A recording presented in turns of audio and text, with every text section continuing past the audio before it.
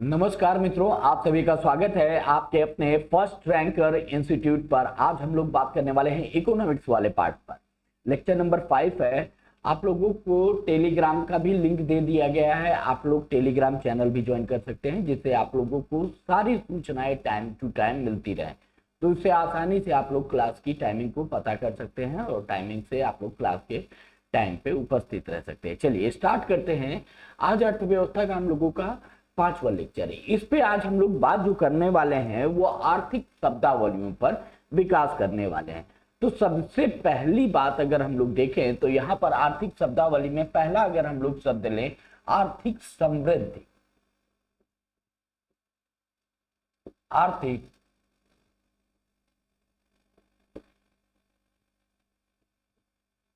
समृद्धि की बात करते हैं या कई बार आर्थिक समृद्धि के साथ साथ आर्थिक वृद्धि की भी बात कही जाती है, आप लोगों को मिल जाता है, तो उसको भी नोट कर लीजिएगा। यहाँ पर आर्थिक वृद्धि या समृद्धि, ठीक है। इंग्लिश में जरूर याद रखिएगा, इकोनॉमिक ग्रोथ की बात करते हैं। किसकी? इकोनॉमिक ग्रोथ की बात यहाँ पर की जाती है।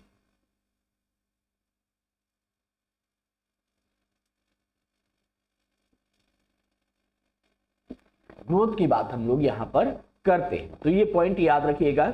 अब देखिए, आर्थिक समृद्धि या इकोनॉमिक ग्रोथ की जब हम लोग बात करते हैं तो किन आधारों पर बात की जाती है। तो सबसे पहला हम लोग यहाँ पर पॉइंट बाय पॉइंट समझने का प्रयास करेंगे। जब भी ये बातें आती हैं तो आप लोगों को कैसे समझना होगा कि आखिर इकोनॉमिक ग्रोथ हो रही है या नहीं हो रही है। इकोनॉमिक ग्रोथ को समझने के लिए कुछ वर्ड्स होते हैं। इकोनॉमिक ग्रोथ जो होती है या आर्थिक समृद्धि जो होती है वो मात्रात्मक होती है।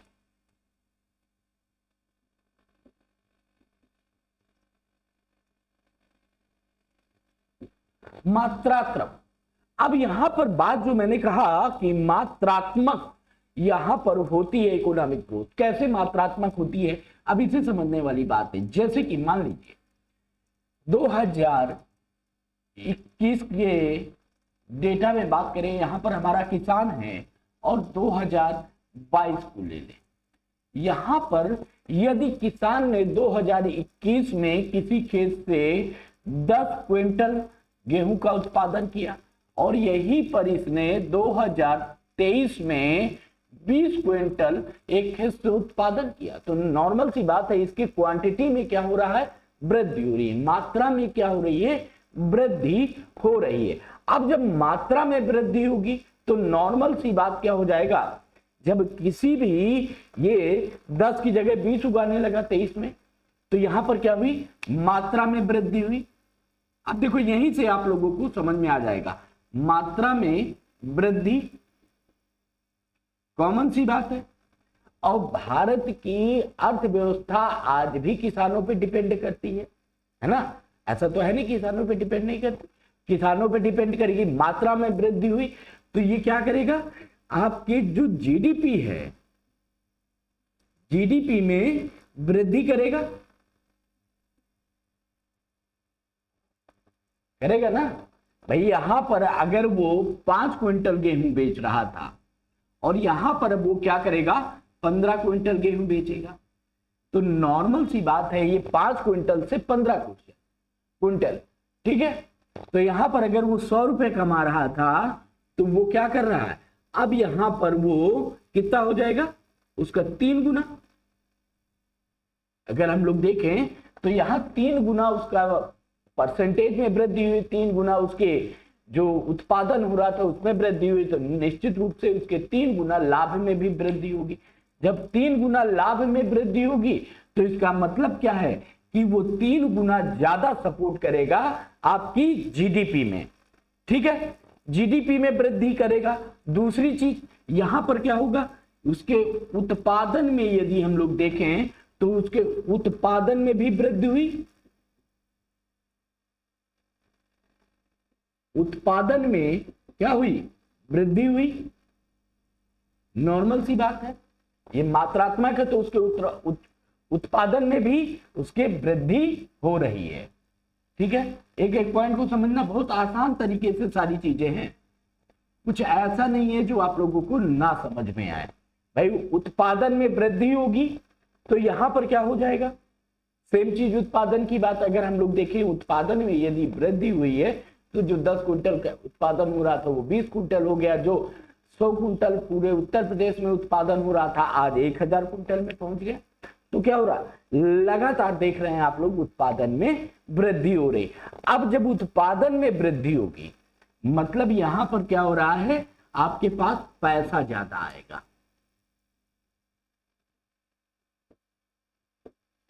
पैसा ज्यादा आएगा, आएगा कि नहीं आएगा, और पैसा ज्यादा आएगा तो कॉमन सी बात है, अगर यहां पर पैसा ज्यादा आया तो इसका मतलब क्या हो गया, इसका मतलब यहां पर ये हो गया प्रति व्यक्ति की आय में भी वृद्धि होगी।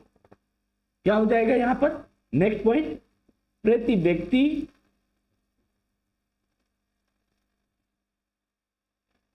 आय में वृद्धि।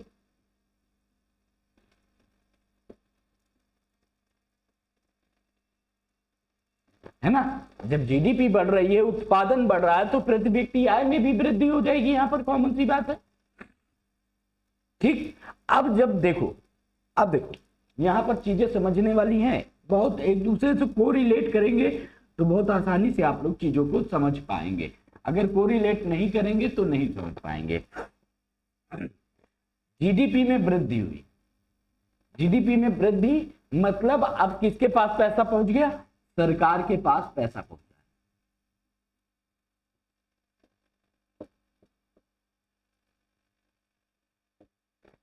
ठीक, पैसा किसके पास पहुंचा,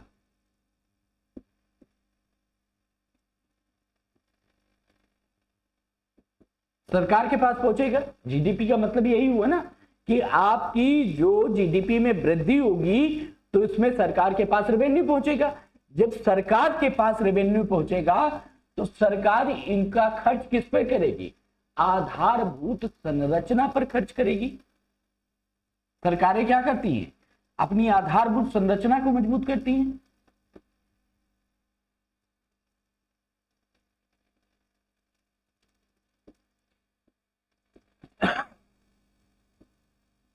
संरचना में वृद्धि होगी,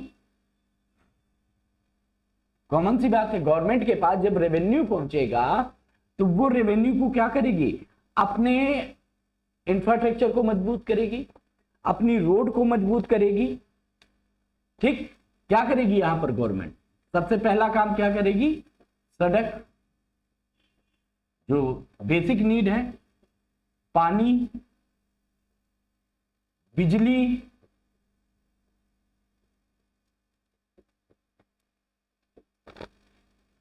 स्कूल, अस्पताल, अस्पताल इन पे खर्च करेगी ना सरकार। ठीक, और किस पे खर्च करेगी, अगर दिमाग लगाओ तो सरकार को रेवेन्यू और कहां से आ रहा है, हम लोग बंदरगाह का भी ट्रेड करते हैं ना, तो पोर्ट या बंदरगाह,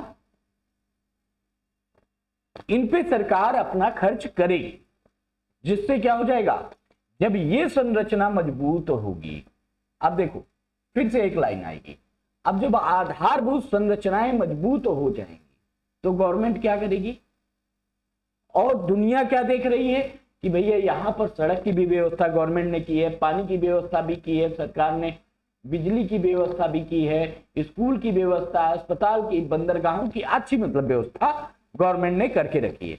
तो कॉमन सी बात है, अब क्या होगा जब इस तरह से चीजें होंगी तो जब कोई विदेशी व्यक्ति आपको देखेगा इस तरह से कि गवर्नमेंट इतना सपोर्ट कर रही है, यहां पर इतना काम कर रही है यहां, तो वो क्या करेगा, अपने उद्योग धंधों को यहां पर लगाएगा। मतलब औद्योगिक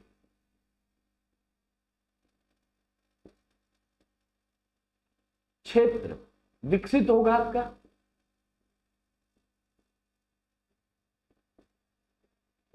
विकसित होगा, यहां पर कॉमन सी बात है। ठीक, ये क्या है, ये प्राइवेट सेक्टर काम करेगा। जब आप ये सारी आधारभूत सुविधाएं उनको दे देंगे तो नॉर्मल सी बात है कोई भी प्राइवेट सेक्टर का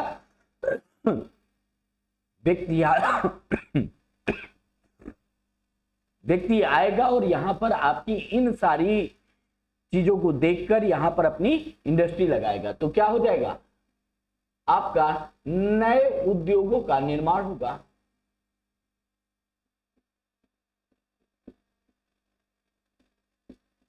का विकास होगा। क्या हो रहा है, नए उद्योगों का विकास होगा। अब देखो एक चीज मैंने बोली, यहां पर क्या हो रहा है कि स्टेप बाय स्टेप आप चीजों को देख रहे हैं कि कैसे कैसे चीजें डेवलप हो रही हैं, और जब ये सारी चीजें आपके यहां पर काम हो रहा है कि भैया यहां पर मात्रात्मक वृद्धि हो रही है, रेवेन्यू जनरेट हो रहा है, जीडीपी में भी गवर्नमेंट की वृद्धि हो रही है, उत्पादन में भी किसानों की वृद्धि हो रही है, प्रोडक्शन में वृद्धि हो रही है, तो निश्चित रूप से प्रति व्यक्ति आय में भी वृद्धि होगी। प्रति व्यक्ति आय में वृद्धि होगी, आधारभूत संरचना मजबूत होगी। आधारभूत संरचना मजबूत होगी तो गवर्नमेंट क्या करेगा, रेवेन्यू जो बचेगा उनको नए उद्योगों को लगाने में करेगा। जब नए उद्योग गवर्नमेंट लगाएगी तो निश्चित रूप से नेक्स्ट पॉइंट क्या आ जाएगा, यहां पर बेरोजगारी में भी कमी आएगी। बेरोजगारी में कमी आएगी, इसका मतलब क्या है, रोजगार के अवसर बढ़ेंगे। इसका मतलब क्या हो गया, रोजगार के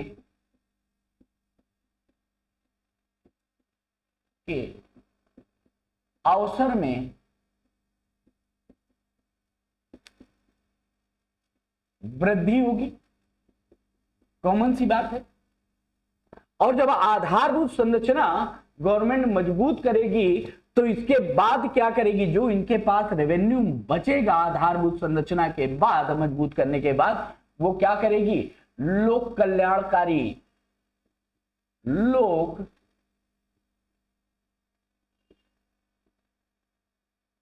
कारी योजना में वृद्धि करेगी।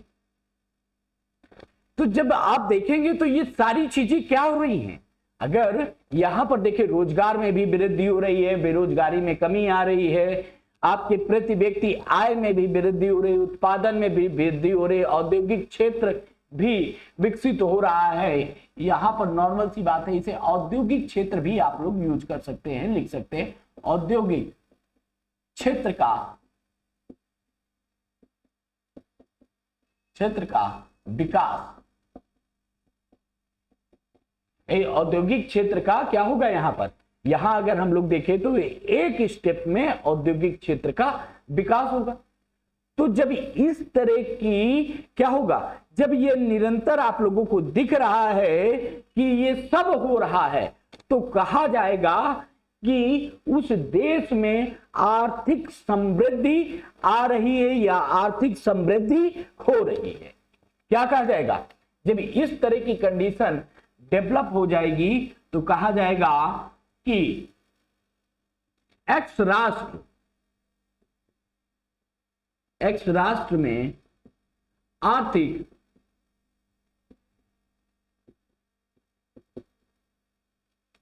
समृद्धि हो रही है। आर्थिक समृद्धि के लिए विकास की दर और लगातार विकास की दर की आवश्यकता होती है कि भाई मात्रात्मक वृद्धि हो, जीडीपी में भी वृद्धि हो, उत्पादन में वृद्धि हो, प्रति व्यक्ति आय में वृद्धि हो, आधारभूत संरचना में मजबूती आए, लोक कल्याणकारी योजनाएं ज्यादा अच्छे से बेहतर तरीके से चले, औद्योगिक क्षेत्र विकसित हो। औद्योगिक क्षेत्र विकसित होगा तो रोजगार के अवसर बढ़ेंगे, रोजगार के अवसर बढ़ेंगे। तो अब देखो, अगर यहां पर इसको कनेक्ट आप लोग करें, रोजगार के अवसर बढ़ना, रोजगार के अवसर बढ़ना मतलब क्या हो गया, प्रति व्यक्ति की आय में वृद्धि। कैसे, जैसे कि अभी आपके पास 100 रुपए है, अब आपको रोजगार मिल गया, कोई अच्छी जगह रोजगार मिल गया, कहीं अच्छी इंडस्ट्री में मिल गया, कहीं अच्छी जॉब मिल गई, आईएएस बन गए, पीसीएस बन गए, आप डीएम, एसडीएम, एसपी, डीवाईएसपी कुछ भी बन गए। तो यहां पर क्या हो गया कि अभी तक आपके पास 100 रुपए था, अब आपके पास 1000 रुपए आ गया। यहां पर क्या हो गया, आय में वृद्धि हो गई, आय में वृद्धि हो गई। अब यहां पर आय में वृद्धि हुई, अगर इसी तरह से सबके पास रोजगार आ जाएगा तो क्या हो जाएगा, जब भारतीयों में मैक्सिमम लोगों के पास रोजगार हो जाएगा तो प्रति व्यक्ति आय में वृद्धि हो जाएगी। क्लियर है?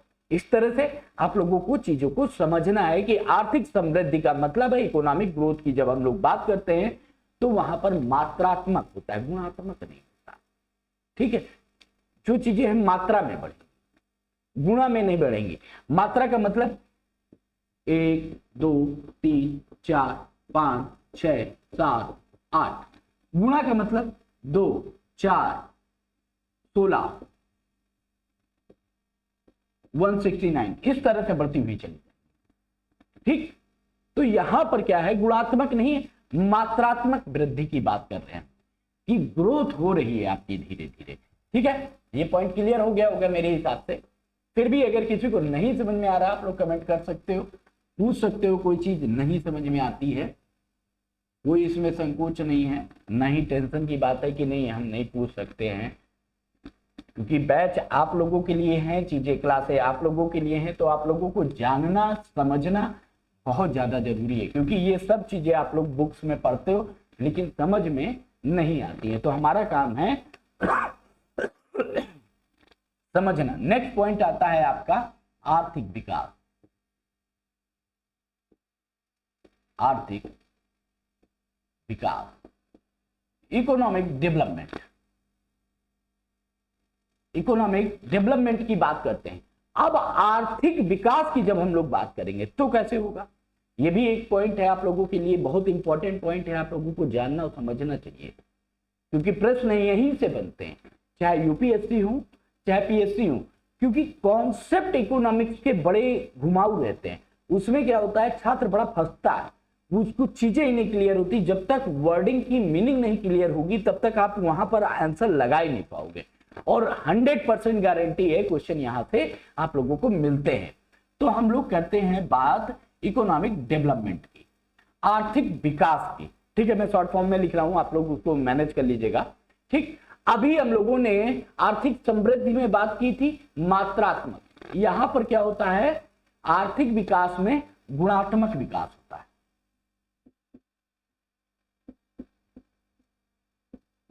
गुणात्मक विकास होता है। यहां पर डेवलपमेंट क्या होगा, जब भी हम लोग यहां पर बात करेंगे तो गुणात्मक विकास होगा। अब कैसे, किन किन चीजों में, दूसरी चीज तो पहला तो हमें ये पता ही है कि भाई जीडीपी में वृद्धि होनी ही चाहिए। जीडीपी की वृद्धि के बाद क्या क्या चीजें चाहिए, तो जीडीपी की वृद्धि के साथ साथ सामाजिक,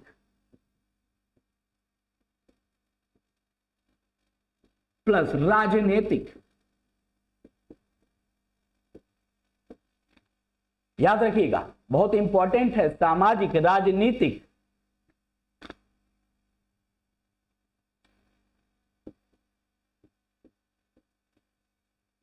नीतिक, क्योंकि एक एक ताने बाने को हम लोगों को यहां पर क्या करना होता है, सुधार करना होता है, विकास की बात करनी होती है। तो यहां पर जीडीपी, सामाजिक और राजनीतिक विकास की बात की जाती है।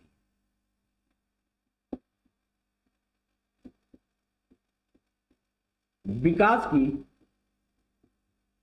बात होती है। अब यहां पर प्रश्न है कि अर्थात सामाजिक राजनीतिक विकास की क्या बात है, इसकी क्या आवश्यकता है, क्योंकि जिस सोसाइटी में आप रहते हैं उस सोसाइटी का माइंडसेट क्या है, वहां पर राजनीतिक परिवेश क्या है। अगर ओपन है, आप लोग जैसे डेनमार्क, अगर हम लोग देखें फिनलैंड, डेनमार्क, यहां पर आप लोग देखेंगे नीदरलैंड वगैरह में जो यूरोपीय कंट्री हैं वो किस पर बात करती हैं, इलेक्शन किस पे लड़ती हैं, डेवलपमेंट। अभी ग्रीन इंडिया पे लड़ रहे हैं, वो सॉरी ग्रीन रिवोल्यूशन पे इलेक्शन हुआ कि भाई एटमॉस्फेयर को शुद्ध और साफ रखा जाए। हम लोगों के यहाँ इलेक्शन होता है तो किस चीज पे होता है, हिंदू, मुस्लिम, सिख, ईसाई, ठीक है, मतलब जातीय समीकरण, धार्मिक समीकरण, डेवलपमेंट की बात कोई नहीं करता है। चाहे आप हो, चाहे इस समाज का कोई भी व्यक्ति हो, डेवलपमेंट की बात नहीं करता है कि क्या होना चाहिए, कि नौकरी मिल रही है कि नहीं मिल रही है, क्या समस्याएं आ रही हैं, कैसे आर्थिक रूप से कमजोरी आ रही है, इन पे हम लोग डिस्कशन नहीं करते हैं। तो इसका मतलब है कि राजनीतिक एक अलग पहलू यहां पर जुड़ता है। सामाजिक पहलू की बात करें, हम लोग समाज में क्या कहते हैं कि भैया फलाने फलानी जाति के हैं, ढिमाके ढिमाकी जाति के हैं, अप डाउन नहीं हो सकता है, मतलब जातिगत विवाद। दूसरा, हर चीज पे हम लोगों की टोका टाकी चलती है, सामाजिक रूढ़िवादिता, धार्मिक बंधन है, ठीक, ओपन माइंडेड नहीं है कोई, कि कर्म प्रधान विश्व रचि राखा, जे जस करते तस फल चाखा। ये वर्ड लिख दिया गया कि ये कर्म प्रधान विश्व है, ये धर्म प्रधान, जाति प्रधान और किसी भी प्रधान का नहीं, आप जैसे कर्म करेंगे उसके आधार पर होगा। तो यहां पर हमारी सामाजिक रूढ़ियां आज भी चलती। अगर किसी भी देश में सामाजिक रूढ़ियां, राजनीतिक इच्छा शक्ति नहीं है तो वहां पर विकास नहीं होगा, डेवलपमेंट नहीं होगा, इकोनॉमिक ग्रोथ नहीं होगी। ठीक है, तो इकोनॉमिक ग्रोथ के लिए आपका जीडीपी के साथ साथ सोसाइटी, पॉलिटिकल अप्रोच, ये भी क्या होते हैं, इन दोनों का भी विकास होने की बात कही जाती है। नेक्स्ट पॉइंट पे आइए। जीडीपी में वृद्धि के साथ साथ जीवन स्तर में सुधार की बात की जाती है। नेक्स्ट, जब डेवलपमेंट की बात करते हैं तो जीडीपी के साथ साथ जीवन स्तर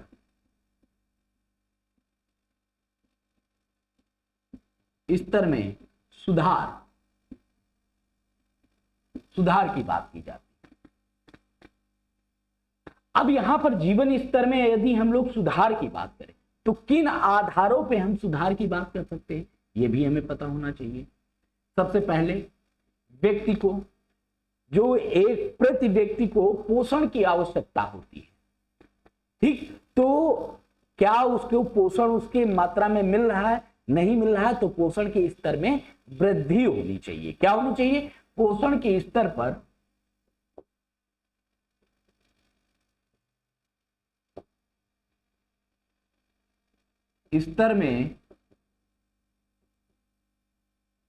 वृद्धि। अब पोषण के स्तर की वृद्धि की क्या जरूरत है। अब हम लोग जिस देश से, हम लोगों की इकोनॉमी, मैंने आप लोगों को बताया था, इंडियन इकोनॉमी जो है वो इमर्जिंग में है, डेवलपिंग और डेवलप के बीच में है। मतलब अगर भारतीय अर्थव्यवस्था की बात की जाए तो आप लोग यहां पर पिलर लगाएंगे, और एक पिलर ये है, इसको हम लोग कहते हैं विकसित अर्थव्यवस्था, विकसित, और यहां पर कौन है, विकास,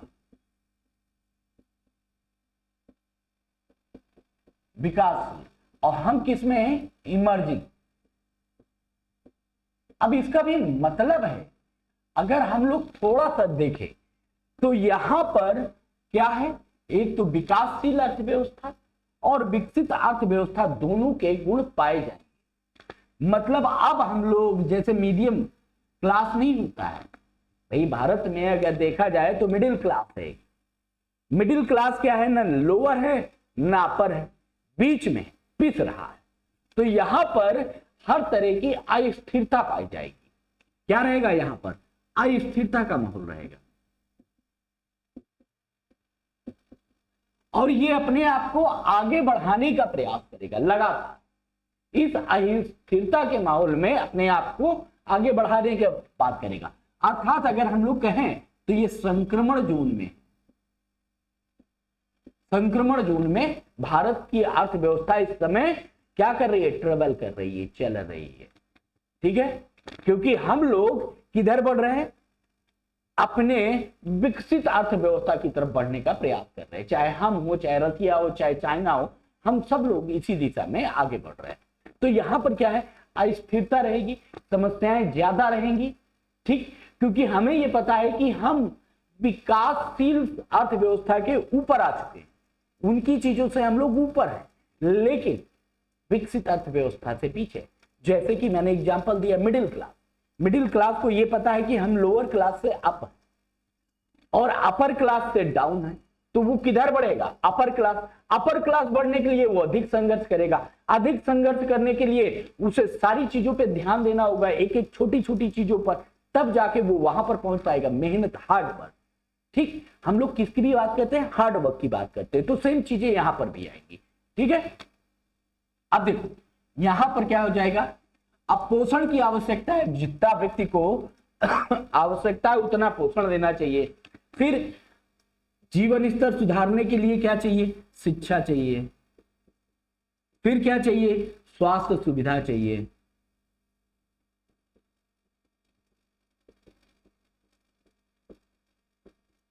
सुविधा चाहिए। कॉमन सी बात है, अगर हम लोग बीमार रहे, हमारे यहां मेडिकल फैसिलिटी ना रहे अच्छी, तो कॉमन सी बात है हमारा आर्थिक विकास हो ही नहीं सकता है।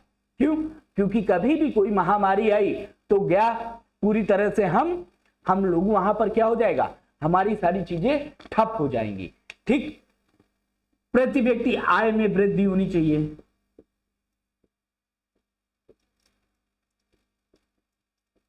आय में वृद्धि,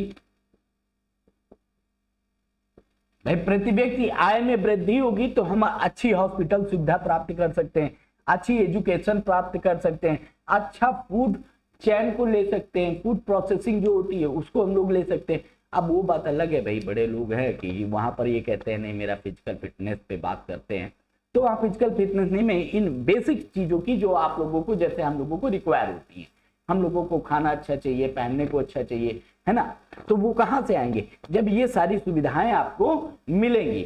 फिर जीवन स्तर के सुधार के लिए जो मानक दिए गए हैं उन मानकों का अनुपालन हो। जीवन स्तर सुधार के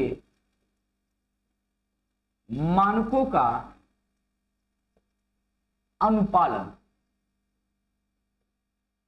अनुपालन, क्योंकि देखो प्रति व्यक्ति आय में वृद्धि, तो जब प्रति व्यक्ति आय में वृद्धि होगी तो यहां पर भी समझ लो, मान लो कि अभी आप लोगों को 10 रुपए मिल रहा है, ठीक है, तो आप सबसे पहले जब आपकी आय आएगी तो मूलभूत आवश्यकताओं की पूर्ति करेंगे।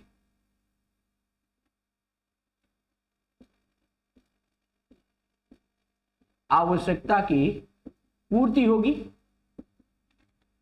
ठीक, अब जब ये मूलभूत आवश्यकताओं की पूर्ति हो जाएगी तो आप क्या करेंगे, जो आपकी बेसिक नीड्स हैं, रोटी कपड़ा मकान, ठीक है, रोटी कपड़ा मकान, पहली बेसिक नीड यही। जब ये हो जाएंगी, मूलभूत आवश्यकताओं की पूर्ति हो जाएंगी, तो आप किधर खर्च करोगे, स्वास्थ्य में। फिर उसके बाद आप लोग किस में खर्च करोगे ज्यादा पैसा, शिक्षा में। अब ये फर्स्ट स्टेज की मूलभूत आवश्यकताएं हैं और फिर उसके बाद सेकेंड स्टेज की मूलभूत आवश्यकताएं। ये आपकी आवश्यकता है, इन पे आप खर्च करेंगे ही करेंगे। ठीक है, अब जब थर्ड स्टेज जैसे ही हम लोग यहां पर आएंगे तो थर्ड में क्या आ जाएगी, आपकी लग्जरी चीजें,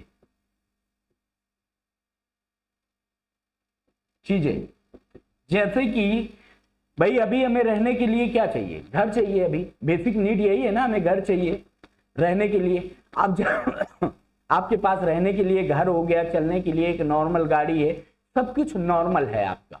अब आपके पास पैसा ओवर आ रहा है, अब आप क्या करेंगे, लग्जरी गाड़ी कितने की चाहिए, अब ऑडी चाहिए, ठीक, ऑडी चाहिए, बेंज चाहिए, मर्सिडीज चाहिए। अब आप उस पे जाएंगे तो किस पे आप जा रहे हैं, लग्जरी की चीजों पे।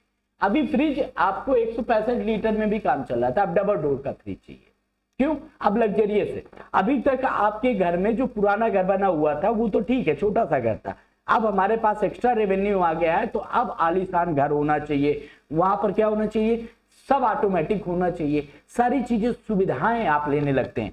तो वहां पर क्या हो गया, वहां का मतलब है अब लग्जरी चीजों के लिए आप अग्रसर हो गए। इसमें क्या हो रहा है, प्रति व्यक्ति आय बढ़ने से ये चीजों में वृद्धि हो रही। जैसे कि आजकल प्राइवेट सेक्टर में कंपनियां रोजगार देने लगी, ज्यादा रोजगार के अवसर मिलने लगे प्राइवेट सेक्टर में, और गवर्नमेंट अपनी चीजों को क्या कर रही है, धीरे धीरे प्राइवेट सेक्टर की तरफ बढ़ा रही है। तो इसका मतलब ये स्पष्ट हो गया कि गवर्नमेंट की मंशा है कि भैया ऐसा है कि हम अब सारी चीजें आप लोगों के लिए नहीं करेंगे, अब आपको इन सारी चीजों के लिए करने के लिए आगे बढ़ना होगा।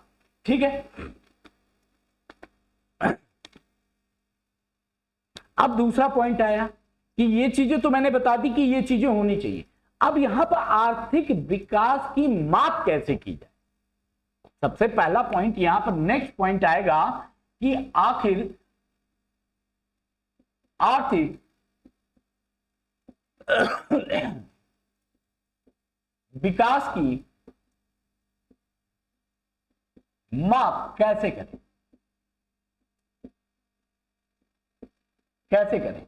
ये जो हमने अभी तक ये सारी चीजें आप लोगों को बताई, इनका मापन कैसे किया जाए, ये किस स्तर पर हम लोग यहां पर इनका माप कर सकते हैं।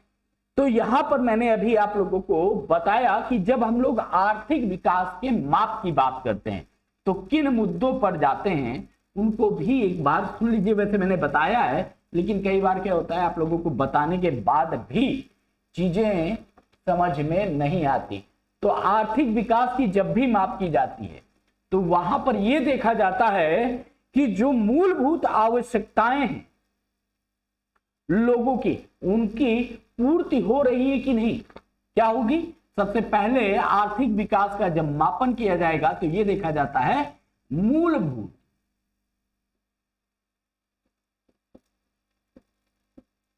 आवश्यकता की पूर्ति हो रही है कि नहीं, कि नहीं। अगर ये मूलभूत आवश्यकताओं की पूर्ति हो रही है तो नॉर्मल सी बात है, आपकी सारी चीजें आर्थिक विकास की तरफ बढ़ रही है। अब मूलभूत में क्या हो जाएगा, रोटी, कपड़ा, मकान, स्वास्थ्य, शिक्षा, जिसकी अभी हम लोगों ने चर्चा की, पेयजल, बिजली, ये क्या है, ये आपकी बेसिक आवश्यकताएं हैं। जिन आवश्यकताओं को हम लोग देखेंगे कि गवर्नमेंट पूरा करती है। पहले किन किन आवश्यकताओं को पूरा करती है, रोटी, कपड़ा, मकान, शिक्षा, स्वास्थ्य, ठीक, पेयजल, पेयजल, ये आपकी मूलभूत आवश्यकताएं हैं जिनको गवर्नमेंट पूरा करती है। ठीक, अब इन सब चीजों की यदि हम लोग बात करें कि इसको कब अपनाया गया तो पॉइंट लिख लीजिएगा। 1970 के दशक में विश्व बैंक ने इसे सबसे पहले अपनाया था। आर्थिक विकास के जो मानक तय किए गए उसे 1970 में विश्व बैंक द्वारा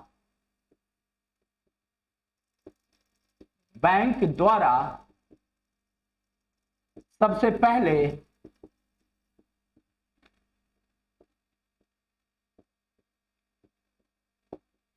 अपनाया गया था।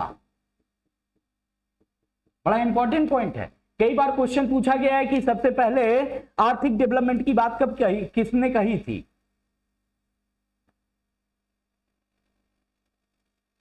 ठीक, अब ये कहा विश्व बैंक ने कि भैया ये तो देखना होगा कि यहां पर जो विश्व बैंक ने ये सबसे आर्थिक विकास के जो मानक तय किए तो वो 1970 में विश्व बैंक द्वारा इनके मानक तय किए गए।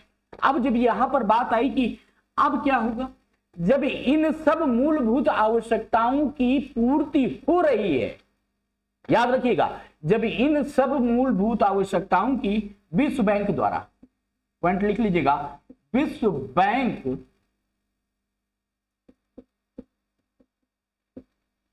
बैंक द्वारा कहा गया कि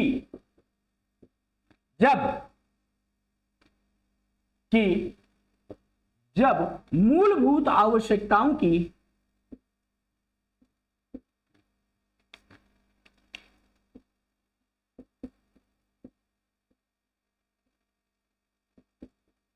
की पूर्ति लगातार हो रही है तो कहा जाएगा कि आर्थिक विकास हो रहा है, कि वहां पर आर्थिक विकास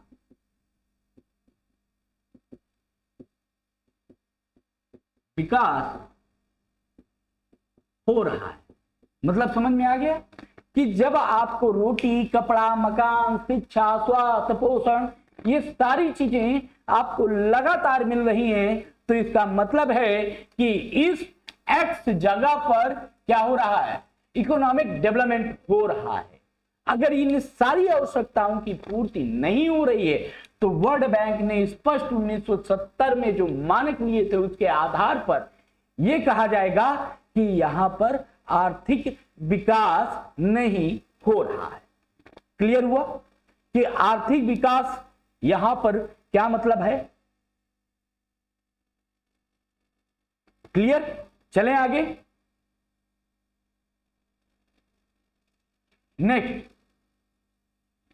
नेक्स्ट पॉइंट डालिए।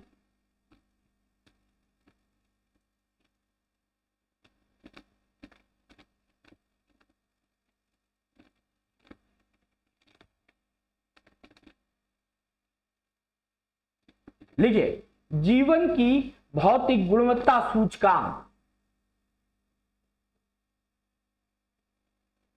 जीवन की भौतिक गुणवत्ता सूचकांक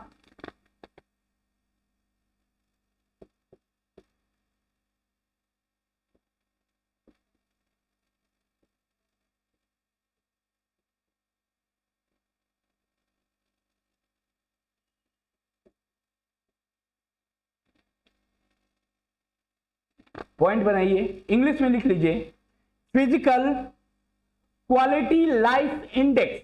फिजिकल क्वालिटी लाइफ इंडेक्स। ठीक, आप देखो इसको समझो।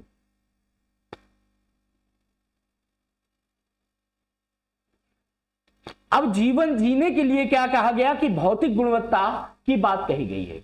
अगर आप जीवन जीते हैं तो भौतिक गुणवत्ता की बात कही गई है। पॉइंट पहले बना लीजिए, जीवन के लिए, जीवन जीने के लिए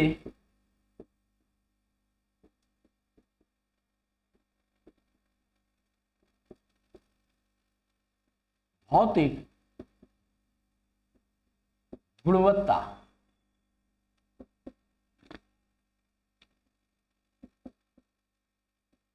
की बात की जाती है।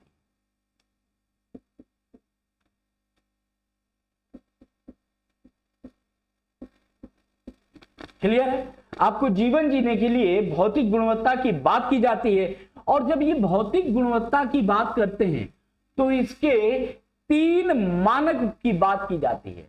भौतिक गुणवत्ता की जब हम बात करते हैं तो निश्चित रूप से इनके 3 मानक होते हैं। 3 मानक,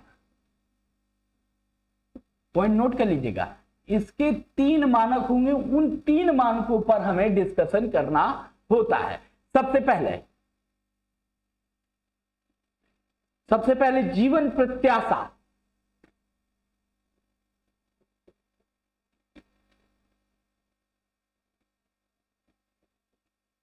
पहला पॉइंट आता है आपका जीवन प्रत्याशा। दूसरा पॉइंट आता है शिशु मृत्यु दर।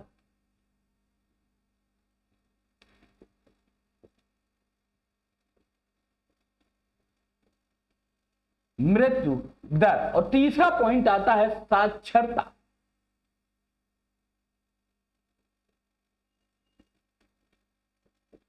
साक्षरता। अब यहां पर एक एक पॉइंट को हम लोग समझेंगे। सबसे पहला वर्ड आया जीवन प्रत्याशा। जीवन प्रत्याशा मतलब कितने साल तक जीवन जीने की प्रत्याशा, अभिलाषा है, कितने वर्षों तक आप जीवित रहना चाहते हैं। ठीक, जीवन प्रत्याशा का मतलब क्या है? कितने वर्षों तक जीवित रहना चाहता है।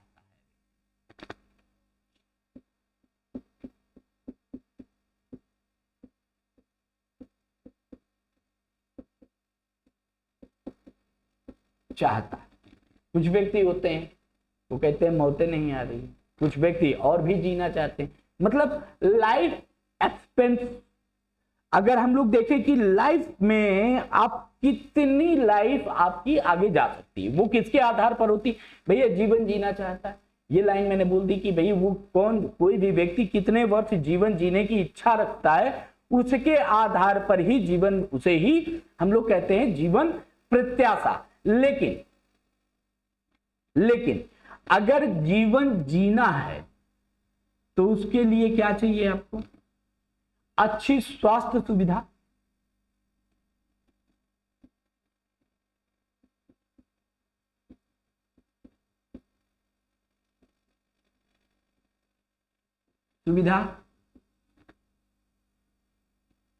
अच्छी आय, कॉमन सी बात है ना। आय अच्छी रहेगी, स्वास्थ्य सुविधा अच्छी मिलेगी, तो निश्चित रूप से आप विभिन्न प्रकार की बीमारियों से दूर रहेंगे। और इन सब के लिए क्या चाहिए? अति आवश्यक क्या हो जाएगा? शिक्षा। अगर आप अच्छे पढ़े लिखे हैं तो अच्छी आय प्राप्त होगी, अच्छी आय प्राप्त होगी, अच्छी स्वास्थ्य सुविधाएं प्राप्त होगी। जैसे एग्जाम्पल से भारत आजाद हुआ 1950 को, हमारा संविधान लागू होता है 26 जनवरी 1950। कब? 26 जनवरी 1950 को प्रॉपर तरीके से इस दिन लागू हो गया। इस टाइम पे क्या था हमारे देश में? अगर हम लोग आर्थिक में चले, भूखमरी की स्थिति थी।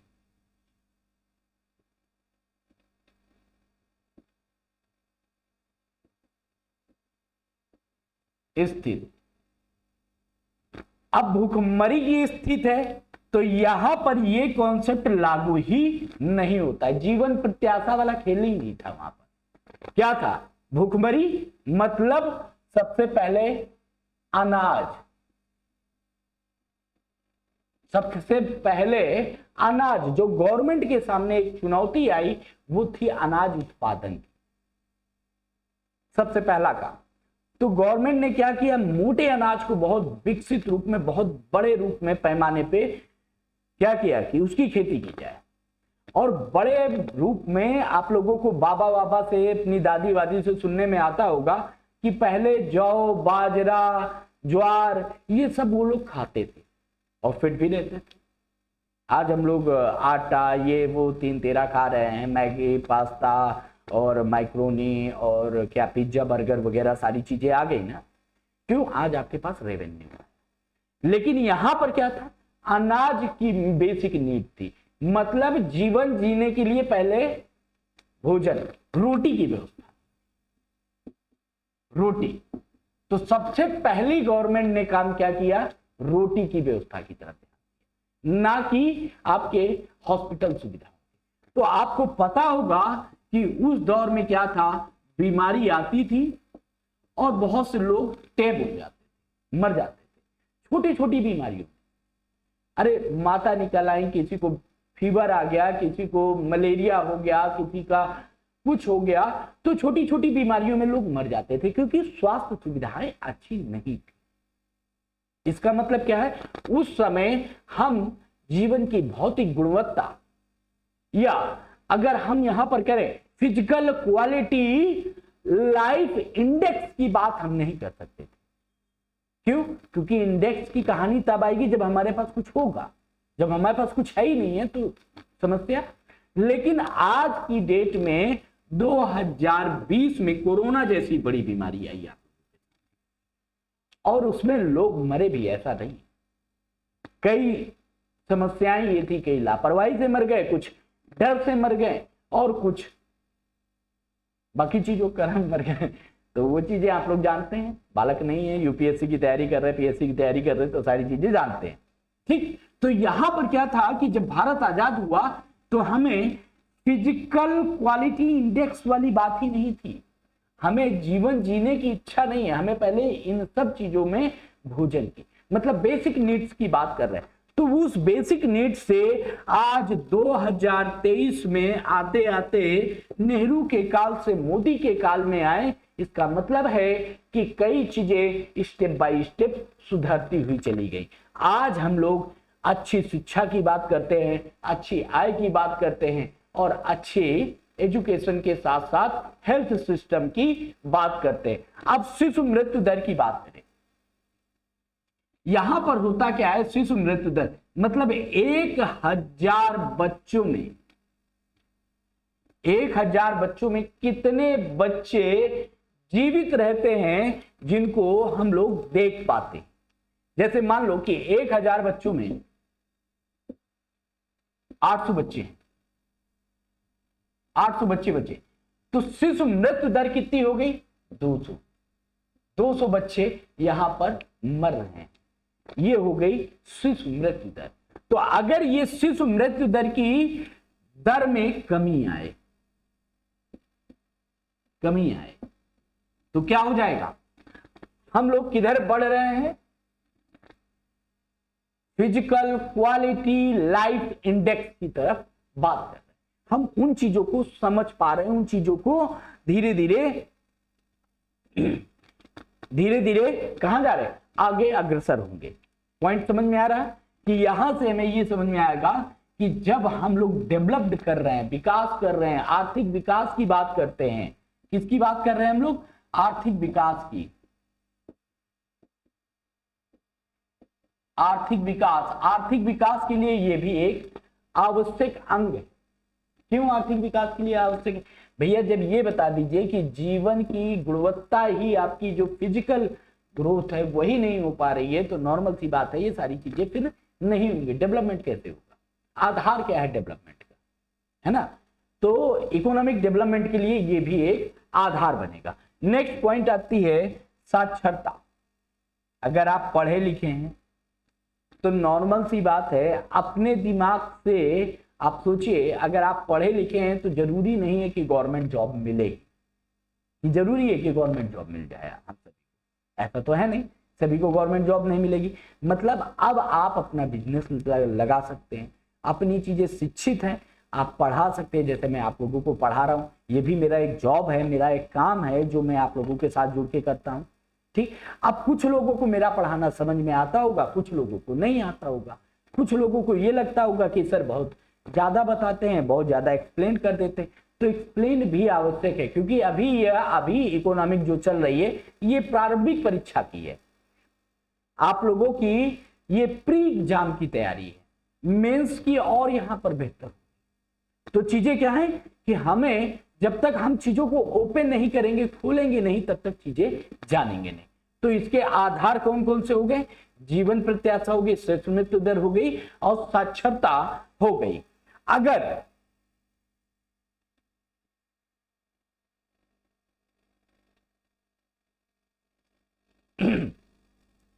अगर देखो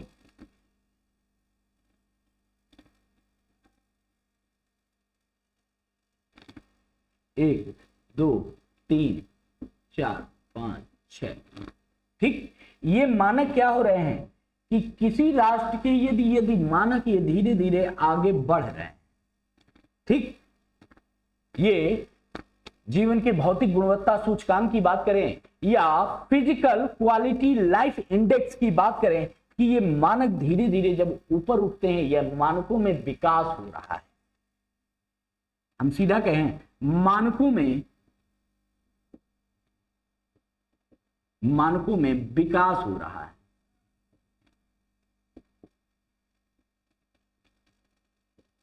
मतलब क्या हुआ, मतलब इन तीनों जीवन प्रत्याशा हो, चाहे शिशु मृत्यु दर हो, चाहे साक्षरता हो, शिशु मृत्यु दर में कमी आ रही है, जीवन प्रत्याशा में हॉस्पिटल की सुविधा, स्वास्थ्य सुविधाएं आपको ज्यादा अच्छी मिल रही हैं। तो इसका मतलब क्या है कि आप ग्रोथ की तरफ बढ़ रहे हैं।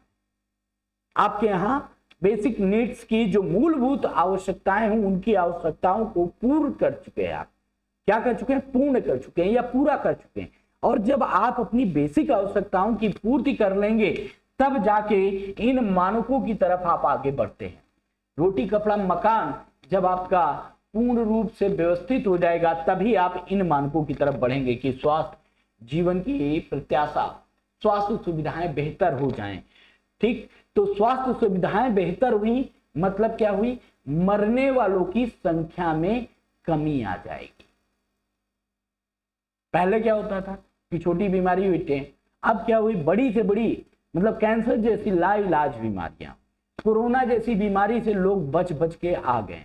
इसका मतलब क्या है कि अब मेडिकल सुविधाएं बहुत अच्छी हुई हैं आपकी, कॉमन सी बात है। और कई देशों में तो ऐसा देखा गया है कि लाशों के ढेर लग गए थे रोड के किनारे ही, हॉस्पिटल तो दूर की बात है, गंगा जी दूर की बात है, वहां तो दूर की बात है, लेकिन पूरी पूरी रोडों के किनारे किनारे डेड बॉडीज पड़ी थी। इसका मतलब है कि वहां पर स्वास्थ्य सुविधाएं अच्छी नहीं थी, वहां पर लोगों की जीवन जीने की जो इच्छा थी वो चीजें बेसिक अभी मूलभूत संरचनाओं से ही वो लड़ रहे थे। तो जब ये मानकों में विकास होता है और जब ये मानक विकसित होंगे, इसका मतलब है कि कोई राष्ट्र आर्थिक विकास की तरफ बढ़ रहा है, आर्थिक विकास की तरफ बढ़ रहा, कॉमन है कि इसमें क्या हो गया कि इससे ये आपको क्लियर हो गया कि कोई राष्ट्र आर्थिक विकास की तरफ आपका बढ़ रहा। नहीं तो अगर ये चीजें ना हो तो वो क्या हो जाएगा, उसका आर्थिक विकास नहीं हो रहा है, ये स्पष्ट हो जाएगा। अगर ये मानक फुलफिल नहीं है तो इसका मतलब है कि देश का आर्थिक विकास नहीं हुआ। इसके आगे हम लोग चलते हैं और चीजों को समझते हैं। इसके आगे क्रय शक्ति समता विधि की बात करेंगे, ये कल की क्लास में हम लोग डिस्कस करेंगे। ठीक है, तो आज के लिए इतना ही, और धीरे धीरे करके मैं थोड़ी सी अब लंबी लंबी क्लासें लेना शुरू करूंगा, क्योंकि समय नजदीक आ रहा है, चीजें आप लोगों की बहुत टाइम कम बचा हुआ है, तो स्पीड अप करूंगा मैं बहुत सी चीजों में। अब स्पीड अप करने का मतलब ये है कि थोड़ी सी गति बढ़ा देंगे, अपने आप वहां तक हम लोग आसानी से पहुंच जाएंगे। ठीक है, तो फिर मिलता हूं आप लोगों को नेक्स्ट वीडियो में। जय हिंद, जय भारत, थैंक यू।